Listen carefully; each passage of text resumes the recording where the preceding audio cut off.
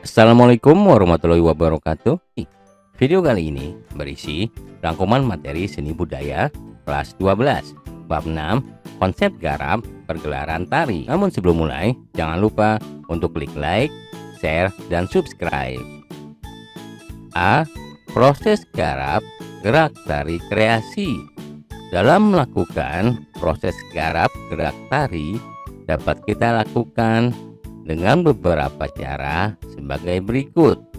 Yang pertama, proses eksplorasi. Yang kedua, proses stilisasi dan seleksi gerak. Ketiga, proses penggabungan gerak. Pengertian sederhana dari proses eksplorasi adalah proses penjajakan dan pencarian motif-motif gerak melalui berbagai cara yang dilakukan pada saat melakukan proses garap gerak tari.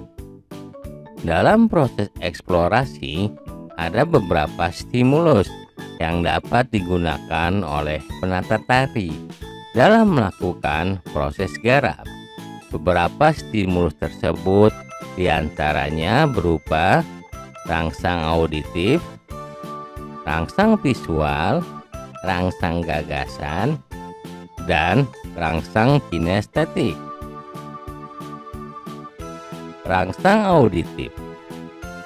Rangsang auditif adalah salah satu tahapan mengembangkan gagasan gerak yang diilhami oleh suara atau bunyi suatu benda atau perbuatan seperti suara instrumen musik, suara manusia, suara alam yang seringkali menarik dan menjadi rangsang dinamis tari.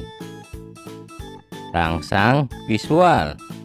Rangsang visual muncul karena panca indera yang berupa mata menangkap berbagai hal yang menarik untuk diungkapkan dalam bentuk gerak tari.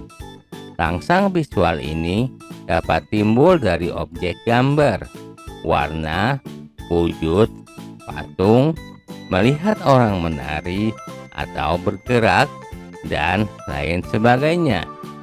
Seorang penata tari melalui gambaran visual tersebut dapat mengambil gagasan atau konsep yang ada di balik hasil penglihatannya dan dengan segera mampu bereksplorasi menciptakan gerak tarian yang diinginkan.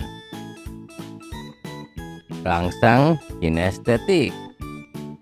Rangsang kinestetik merupakan tahapan pengembangan gerak tari berdasarkan kesadaran pengolahan potensi tubuh kita.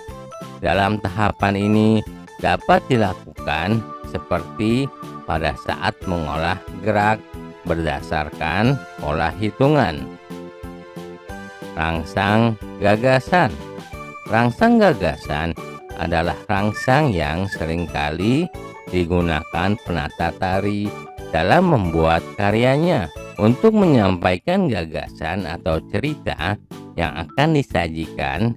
Biasanya gerak dirangsang dan dibentuk dengan kapasitas kemampuan penata tari. B. Stilisasi dan seleksi gerak.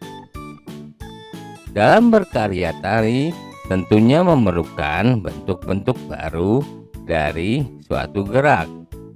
Oleh karena itu, hasil dari eksplorasi dan improvisasi perlu diubah atau diperhalus dengan proses pengembangan.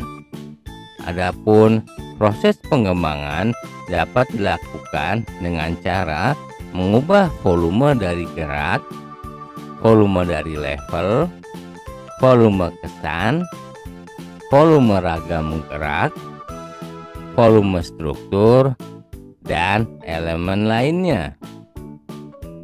Untuk mendapatkan bentuk baru dari pengembangan gerak yang diharapkan memerlukan kecermatan dan uji coba yang terus-menerus berdasarkan kreativitas dan gerak tubuh yang terkecil sampai pada totalitas gerak tubuh sepenuhnya.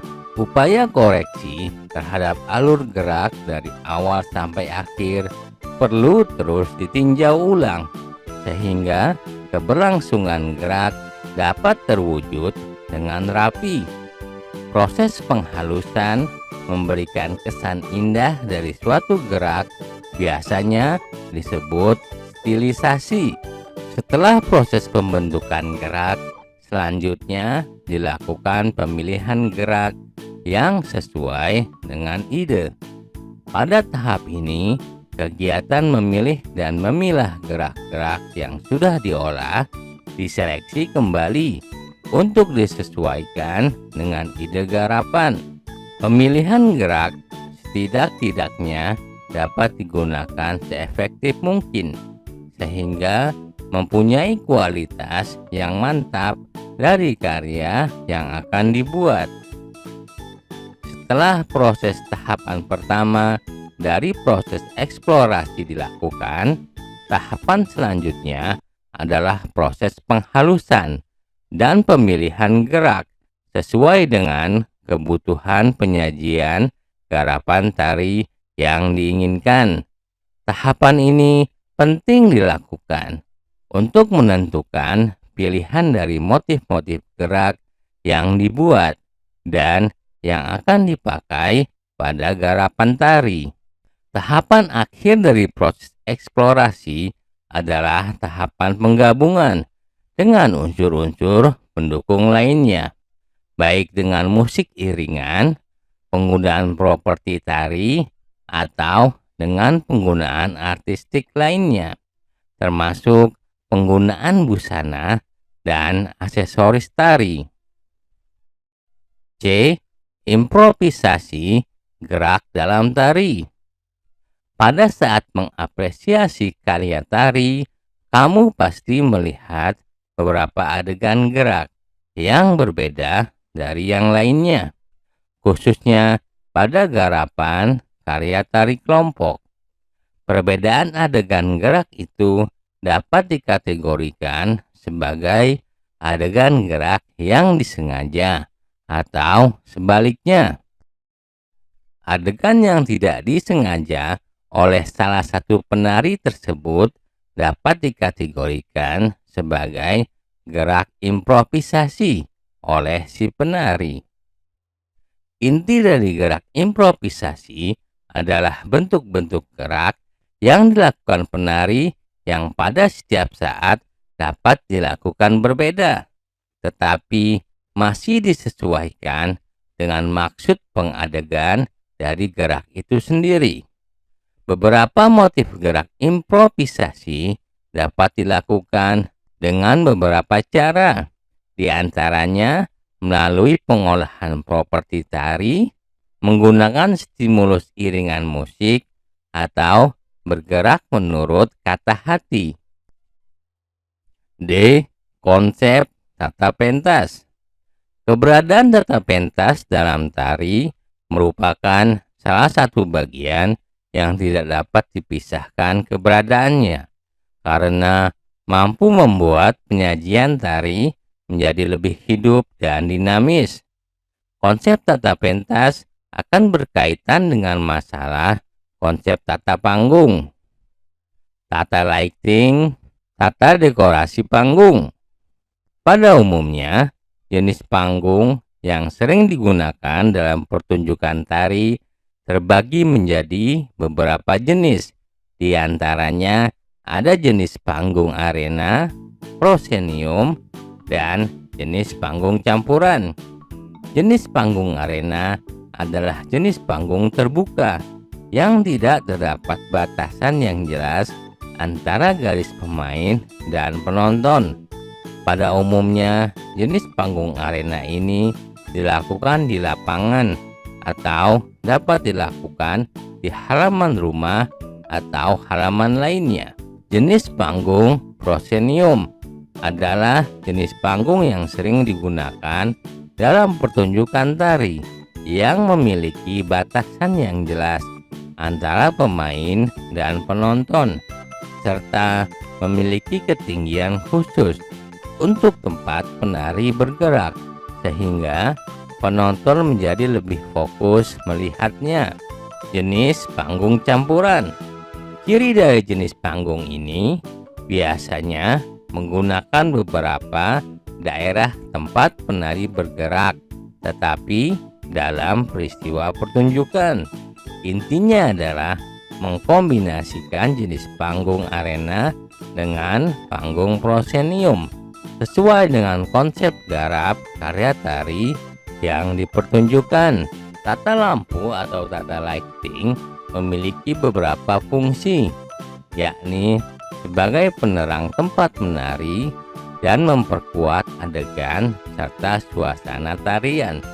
Adapun jenis dan warna lampu yang dipergunakan disesuaikan dengan kebutuhan pengadegan penyajian gerak tarinya.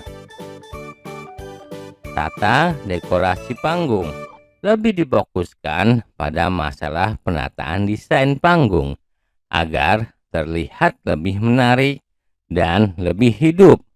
Tata dekorasi panggung harus dibuat dan disesuaikan dengan konsep pertunjukan tari yang ditampilkan.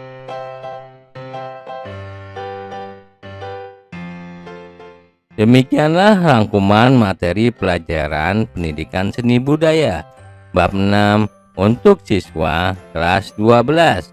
Sampai jumpa di video lainnya. Jangan lupa untuk klik like, subscribe, dan tekan loncengnya.